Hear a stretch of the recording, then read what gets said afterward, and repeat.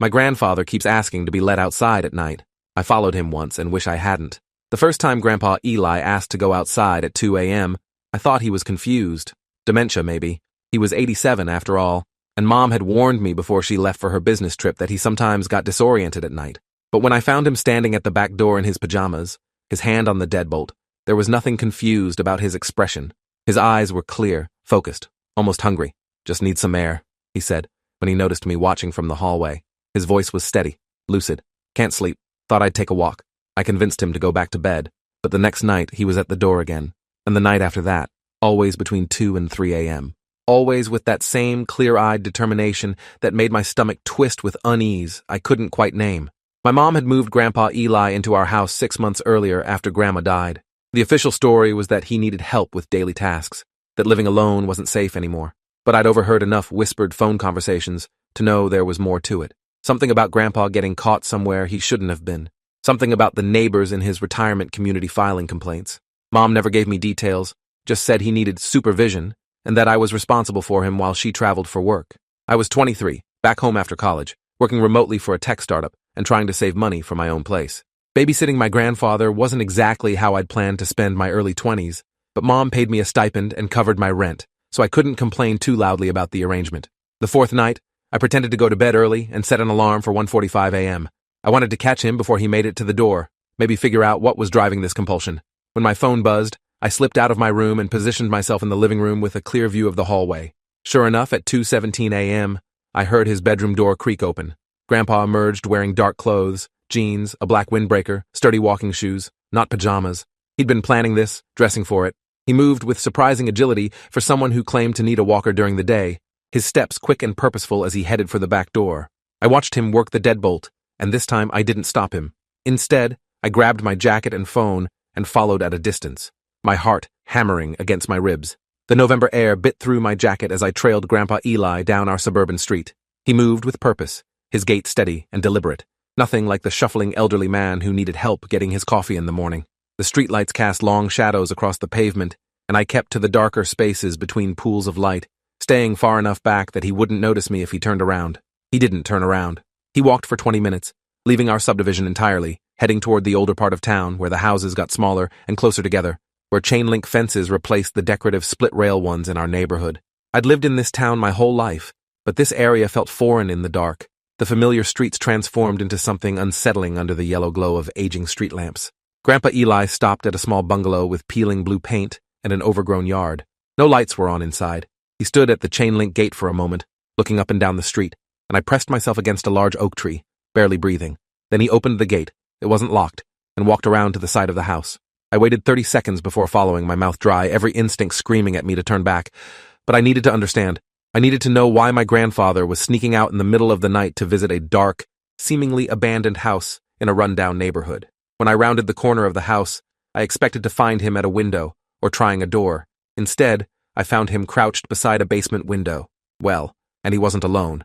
A young woman stood in the window well, visible from the waist up. She couldn't have been more than 16 or 17, with stringy dark hair and hollow eyes that caught the moonlight. She was thin, painfully thin, and she wore what looked like an oversized t-shirt. When she saw Grandpa Eli, she didn't smile or wave.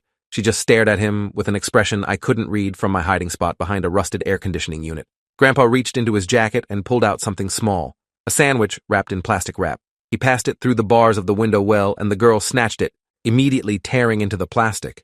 She ate like someone who hadn't seen food in days, stuffing the sandwich into her mouth with both hands, barely chewing. Grandpa Eli watched her eat with an expression of such profound sadness that it made my chest ache. "Slower," he whispered, his voice barely audible over the sound of her desperate eating. "You'll make yourself sick." The girl ignored him, finishing the sandwich in less than a minute. Then she looked up at him again, and this time I could see her face more clearly. There was a bruise on her cheek, dark purple in the moonlight, and what looked like rope burns on her wrists. My blood went cold. "Thank you," she whispered, her voice hoarse and cracked. "Is there—" "Tomorrow night," Grandpa interrupted, glancing nervously at the dark windows of the house above. "I'll bring more tomorrow night, but you have to be quiet. If he hears—" "He's gone tonight," the girl said quickly. "Left 2 hours ago, but he'll be back before morning. He always comes back." The way she said it, the resignation in her voice, made my skin crawl. I must have made a noise, some small gasp or shuffle of my feet, because Grandpa Eli's head snapped up. He saw me, and the color drained from his face. For a moment, we just stared at each other, grandfather and grandson, separated by 15 feet of weedy grass and the weight of a secret I didn't yet understand. The girl in the window well made a small, frightened sound and disappeared, sinking down below the lip of the window. Grandpa Eli stood slowly, his hands raised slightly, like he was trying to calm a spooked animal. "Danny," he said quietly, "you need to go home. Right now.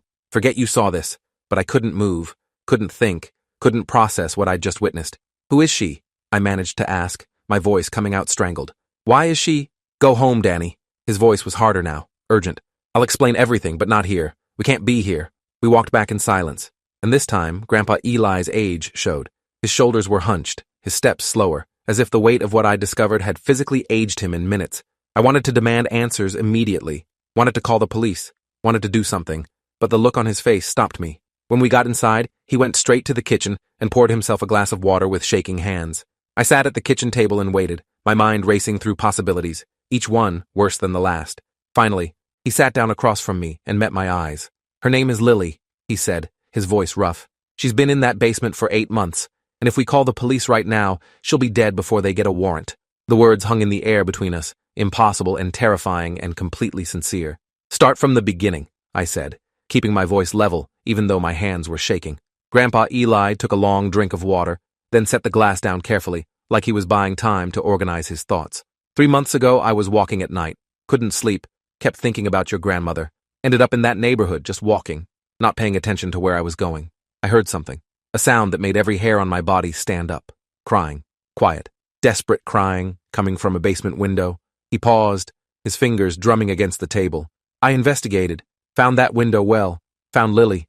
She begged me not to call the police, said he'd kill her if anyone came, said he had cameras, alarms, ways of knowing. She was terrified, Danny, more scared of being rescued than of staying in that hell. I tried to process this, but my brain kept snagging on the impossibility of it all. "So, you've just been feeding her? For 3 months? Grandpa? She needs real help. We need to call someone." "I tried," he said sharply. "First night I found her, I went straight to the police station. You know what they told me? That they needed evidence. That I couldn't just accuse someone based on a girl I saw through a basement window. They said she might be a family member, might be there willingly, might be mentally ill and making up stories. They took my information and said they'd look into it. That was 3 months ago. I've called 4 times since then. Nothing. No investigation, no follow-up, nothing." His voice cracked with frustration.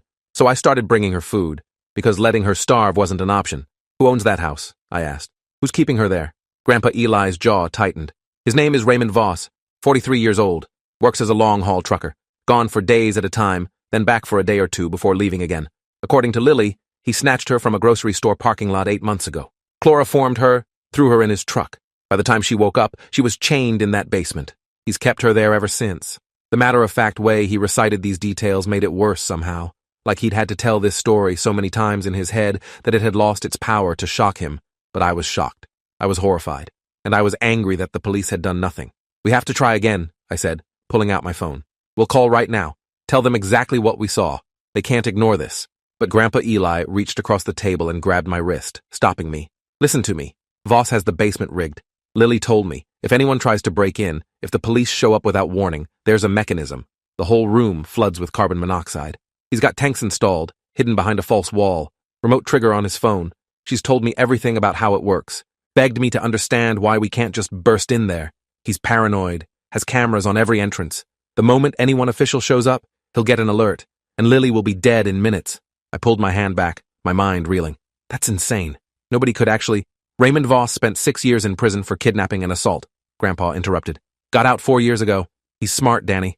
Smart and sick and prepared for exactly this scenario. He's told Lily what will happen if anyone tries to rescue her. He's shown her the equipment. This isn't a bluff." I stared at my grandfather, this man I'd known my whole life, and saw a stranger. Saw someone who'd been carrying this nightmare alone for months, sneaking out every night to feed a girl he couldn't save through official channels. "So what's the plan?" I asked finally. "Because there has to be a plan. We can't just keep feeding her and hoping he gets careless." "I've been documenting everything," Grandpa Eli said, standing up and walking to his bedroom.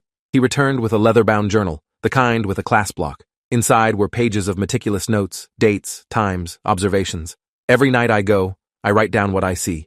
Lily's condition, what she tells me about his schedule, any details about the house or the security system. I've been building a case, gathering evidence that might actually make the police move, but it's slow, and every day she's in there is another day something could go wrong. He flipped to a page near the back, covered in a hand-drawn diagram. This is the layout of the basement, according to Lily. The CO2 tanks are here behind this false wall. The trigger mechanism is connected to his phone and to pressure sensors on all the doors and windows. I studied the diagram, my tech background kicking in. So we need to disable the trigger before anyone can enter. Cut off his phone access, maybe. Or find a way to disconnect the physical mechanism. Grandpa nodded slowly. That's what I've been thinking. But I'm an old man, Danny. I don't know anything about hacking phones or disabling security systems. I've been stuck, just trying to keep her alive while I figure out what to do next. He looked at me with something like hope in his eyes. But you work with technology. You understand these things. Maybe together we can actually save her. The weight of responsibility settled on my shoulders like a physical thing. This wasn't just my grandfather's secret anymore. It was mine, too. And now I had to decide what to do with it. The next 3 days passed in a blur of research and planning. I called in sick to work and spent every waking hour learning everything I could about security systems, carbon monoxide detection, and the layout of that neighborhood. Grandpa Eli shared everything he'd documented, and I cross-referenced it with satellite images, public records, and building permits. Raymond Voss's house had been purchased 8 years ago, 2 years before he went to prison. No permits had been filed for basement renovations, which meant whatever he'd built down there was completely off-grid, uninspected, and illegal. That would matter later when we needed leverage. But first, we needed Lily out alive. I researched Voss himself, finding his trucking company records, his criminal history, even his social media profiles. The man had a digital footprint, and it told a story of someone trying very hard to appear normal while hiding something monstrous. Every night, I accompanied Grandpa Eli to that house. I stayed hidden while he fed Lily, but afterward I'd move closer, examining the exterior, looking for weaknesses in Voss's security. The cameras were obvious once you knew where to look. Small, weatherproof units tucked under the eaves, covering every approach. But cameras needed power and internet, and that meant wires, junction boxes, vulnerable points. On the third night, I brought my laptop and a directional antenna, parking myself in a neighbor's yard with a clear line of sight to Voss's house. I scanned for wireless networks and found 3, all encrypted but all broadcasting from inside the house. One was labeled Voss Home, and I'd bet my life that was the one controlling the security system. If I could get access to that network, I might be able to see what devices were connected, maybe even disable them remotely. But hacking into someone's home network remotely was harder than movies made it look, especially when that someone was paranoid enough to install a death trap in his basement. I needed physical access to a device on the network, or at least close proximity to bypass the encryption, which meant I needed to get inside the house. The thought made my stomach churn, but there was no other way. When is Voss supposed to be back? I asked Grandpa Eli on the 4th night as we walked back home. According to his pattern, he left yesterday afternoon and won't be back for another 3 to 4 days. He usually does a run to the West Coast and back. Lily says he's consistent, hasn't deviated from his schedule in months. She can hear him when he's home, his footsteps upstairs, the pipes rattling when he uses water. The house has been silent for a day now. That gave us a window. A small, terrifying window to do something monumentally stupid and possibly illegal. I need to get inside that house, I told Grandpa Eli. I need access to his network, his computer if he has one, anything that might let me control his security system. If I can disable the CO2 trigger remotely before we alert anyone, Lily has a chance. Grandpa stopped walking and turned to face me, his expression grave. Danny, if he comes back while you're in there, he won't, I interrupted, trying to sound more confident than I felt. We'll watch his location, track his truck. I'll only go in when we know he's at least 8 hours away. I'll be in and out in 30 minutes, tops. It was a terrible plan, full of risks I couldn't predict, but it was the only plan we had. The next night, everything changed. I was at my computer, monitoring traffic from Voss's home network, when I noticed something unusual. His phone had pinged a cell tower only 40 miles away. He was supposed to be in Nevada by now, not practically in our backyard. I called Grandpa Eli immediately. He's coming back early. His phone is showing him close, maybe an hour out. There was a long silence on the other end. Then, we need to warn Lily. If he's coming back and she's not prepared, if she's done something or moved something, Danny, he beats her when he thinks she's been misbehaving. We've had close calls before when he came back unexpectedly. My blood ran cold. I'm coming with you. Right now. We threw on our jackets and practically ran to that house, arriving just before 11 p.m. The neighborhood was quiet, most windows dark. Grandpa Eli went to the window well while I kept watch. I could hear his urgent whispers but couldn't make out the words. Then I heard something else. A car engine, growing louder. Headlights appeared at the end of the street, and my heart dropped into my stomach. Someone's coming, I hissed. Grandpa, we need to go. Now. But he didn't move. He was still at the window, still talking to Lily, and the car was getting closer. I ran to him, grabbed his arm. We have to leave. If that's him and he catches us here. The car turned into Voss's driveway. It was a pickup truck, lifted, with a chrome grille that gleamed in the streetlights. I yanked Grandpa Eli away from the window, and we stumbled around the side of the house, pressing ourselves into the shadows as the truck's engine cut off. A man got out. Big, over 6 feet, with a thick neck and arms like tree trunks. He wore jeans and a flannel shirt, and he moved with the casual confidence of someone on his own property. This had to be Raymond Voss. He walked to his front door, unlocked it, and went inside. Lights flicked on in the windows. We waited, barely breathing, pressed against the side of the house. After 5 agonizing minutes, we heard footsteps overhead. He was moving around upstairs. Then we heard the unmistakable sound of a door opening, stairs creaking. He was going down to the basement, to Lily. "We need to leave," I whispered again. But Grandpa Eli shook his head. "Not until we know she's okay. Not until we hear her voice again." So we stayed, frozen in the November cold, listening to the sounds from inside the house. What we heard next will haunt me forever. A scream, sudden and sharp, cut off almost immediately. Then a man's voice, raised in anger, shouting words I couldn't quite make out, but understood perfectly. He was hurting her. He'd found something, noticed something, and he was hurting her. Grandpa Eli made a move toward the house, and I had to physically restrain him. "You can't," I whispered harshly. "If you go in there, he'll kill you both. We need to call the police. Get them here now." I pulled out my phone, my hands shaking so hard I could barely unlock it. I dialed 911, and when the operator answered, I forced myself to speak clearly. "There's a girl being held captive at 847 Maple Street. The owner just came home and he's attacking her right now. We can hear her screaming. You need to send someone immediately." The operator asked questions, wanted my name, wanted details, but I just kept repeating the address and the urgency. Finally, she said units were being dispatched. I ended the call and looked at Grandpa Eli. "They're coming. They'll be here in minutes. We need to hide. Need to be somewhere we can see, but he can't." Another scream from inside, and this time Grandpa Eli tore free from my grip. He ran to the back door of the house and started pounding on it. "Police are coming," he shouted. Let her go, you sick bastard." The sounds inside stopped. For 3 heartbeats, there was complete silence. Then the door flew open, and Raymond Voss stood there, backlit by the kitchen lights, a monster made flesh. He looked at Grandpa Eli, then past him to where I stood frozen. "You," he said, his voice eerily calm. "You're the one who's been feeding her." Voss stepped outside, and I saw blood on his knuckles. "You couldn't leave well enough alone, could you? Couldn't mind your own business." He moved toward Grandpa Eli with deliberate slowness, and I saw my grandfather back up, stumbling over his own feet. Voss was younger, bigger, stronger. This wouldn't be a fight. It would be a slaughter. But then I heard something beautiful. Sirens, still distant, but growing closer. Voss heard them too. His expression changed from calm to frantic in an instant. He looked between us and the street, calculating. Then he turned and ran back inside the house. "The trigger!" Grandpa Eli shouted. "He's going to flood the basement. Danny, we have to stop him." Without thinking, without planning, I ran after Voss into the house. The kitchen was small and cluttered, dishes piled in the sink, beer cans on the counter. I caught a glimpse of him disappearing through a doorway, heard his feet thundering downstairs. I followed him down into the basement and immediately understood why Lily's descriptions had seemed so nightmarish. The room was divided by a chain-link fence, creating a cage within the larger space. Inside the cage was a mattress, a bucket, nothing else. Lily was huddled in the corner, her face swollen and bleeding, her arms wrapped around her knees. Voss was at the far wall, pulling at what looked like a solid panel, but I knew from Grandpa's diagrams was the false wall hiding the CO2 tanks. "Get away from there!" I shouted, but he ignored me. He got the panel open, revealing a nightmare of machinery, compressed gas cylinders, regulators, pipes running along the ceiling, and a control box with a big red button. Voss's hand moved toward it. I didn't think. I grabbed the nearest thing I could find, an aluminum baseball bat leaning against the stairs, and I swung it at his head with everything I had. The bat connected with a sickening thud. Voss went down, not unconscious but stunned, his hand falling away from the button. He tried to push himself up, blood running down his temple, and I hit him again. This time, he stayed down. My hands were shaking so badly I dropped the bat. It clattered on the concrete floor, impossibly loud. I looked at Lily, and her eyes were wide with terror and hope and disbelief all mixed together. "You're safe," I managed to say. "The police are coming. You're safe now." Grandpa Eli appeared at the top of the stairs, breathing hard. He took in the scene. Voss on the floor, me standing over him with the bat, Lily in her cage. Then he came down carefully and went straight to the cage. The door was secured with a combination lock, but Voss had been in a hurry and hadn't closed it properly. Grandpa pulled it open and stepped inside. Lily collapsed into his arms, sobbing, and I saw my grandfather transform. All the weariness, all the age fell away, and he was just a man holding a broken girl and promising her it was over. She was safe. No one would hurt her again. The sirens were right outside now. I heard car doors slamming, voices shouting, footsteps on the porch.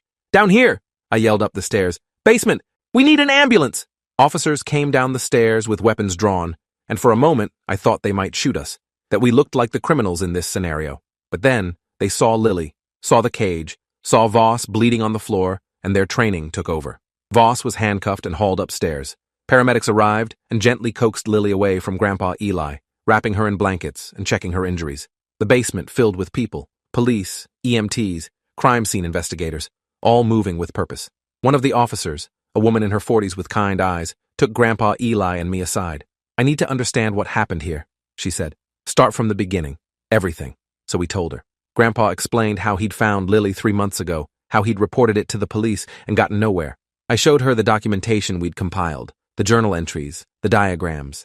I admitted to breaking into the house, to hitting Voss with the bat. I waited for her to arrest us both, but instead, she just looked tired and sad. "We dropped the ball," she said quietly.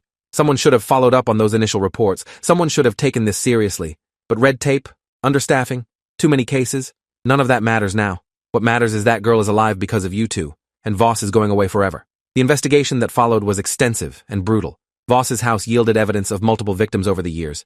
He'd been careful, but not careful enough. DNA evidence linked him to 3 other missing women from different states. His computer contained files that made seasoned investigators physically ill. The carbon monoxide setup was exactly as Lily had described it, a dead man's switch designed to murder her if he was ever caught. Without our intervention, the police raid would have triggered it automatically when they breached the door. We'd saved her life by going in first, by stopping Voss before he could reach that button. The press had a field day. Elderly man and grandson save kidnapping victim after police fail to act. The department faced scrutiny, internal investigations, policy changes. Heads rolled. Lily spent 2 weeks in the hospital recovering from malnutrition, dehydration, and her injuries. Her parents, who'd been searching for her for 8 months, never left her side. When she was finally released, they came to our house to thank us. Lily looked different with proper food and care, her face filling out, the hollow look in her eyes slowly fading. She hugged Grandpa Eli for a long time, and they both cried. "You kept me alive," she told him. "Every night when I thought I couldn't survive one more day, you were there. You gave me hope. You saved me." Grandpa just patted her back and told her she was strong, that she'd saved herself by surviving, that he'd only helped a little. But we both knew that wasn't true. Without him, Lily would have died in that basement, and Voss would have continued hunting. The trial took 9 months. Voss tried to claim diminished capacity, childhood trauma, every excuse his expensive lawyers could manufacture. But the evidence was overwhelming. Lily testified, steady and strong, describing every detail of her captivity. Other survivors testified remotely, their identities protected. The jury deliberated for less than 3 hours before returning guilty verdicts on all counts. Voss got life without parole, multiple consecutive sentences that ensured he'd never breathe free air again. The judge commended Grandpa Eli and me during the sentencing, calling us heroes. It didn't feel heroic. It felt like we'd done the bare minimum a decent person should do when confronted with evil. But I accepted the commendation because it meant something to the survivors, to see their abuser condemned and their rescuers honored. Mom came home after the news broke and didn't know whether to hug us or yell at us for the danger we'd put ourselves in. She did both, multiple times, cycling through anger and pride and terror over what could have happened. Eventually, she settled on gratitude that we were both safe and that Lily was free. She also finally explained why Grandpa had been asked to leave his retirement community. He'd been caught breaking into another resident's apartment at night. The resident had been abusing his granddaughter, and Grandpa had figured it out and taken action. The community had hushed it up, moved the abusive resident out quietly, but they'd also decided Grandpa Eli was too much of a loose cannon to keep around. He had a history of this, apparently, of seeing injustice and refusing to look away. A year later, I moved into my own place but stayed close to Grandpa Eli. He was still sharp, still active, still taking his nighttime walks, though now they were just walks. Nothing more sinister. Lily sent us Christmas cards and called occasionally to update us on her recovery. She was in college now, studying social work, planning to help other survivors. Her parents had set up a foundation to improve police response to kidnapping reports, to ensure what happened with Lily's initial reports never happened again. Grandpa and I were on the board, lending our voices to policy changes and training programs.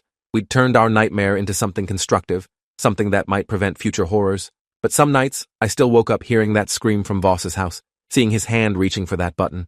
Grandpa Eli passed away quietly in his sleep 3 years after Lily's rescue. He was 90, and the doctor said his heart just gave out. At his funeral, Lily spoke about the old man who'd refused to abandon her, who'd risked everything to keep her alive. She called him her guardian angel, her hero, the person who proved that good people still existed in a dark world. She wasn't the only survivor who attended. Others came, people Grandpa had helped over the years in ways I'd never known about. He'd spent his life finding people in trouble and refusing to look away. It was who he was, fundamentally. And now, it's who I am too. I volunteer with victim advocacy groups, use my tech skills to help survivors escape abusive situations, teach people how to recognize and report human trafficking. Grandpa Eli taught me that evil flourishes when good people do nothing, and I'll spend the rest of my life doing something. Thanks for watching till the end. Make sure to subscribe and like to not miss the next story.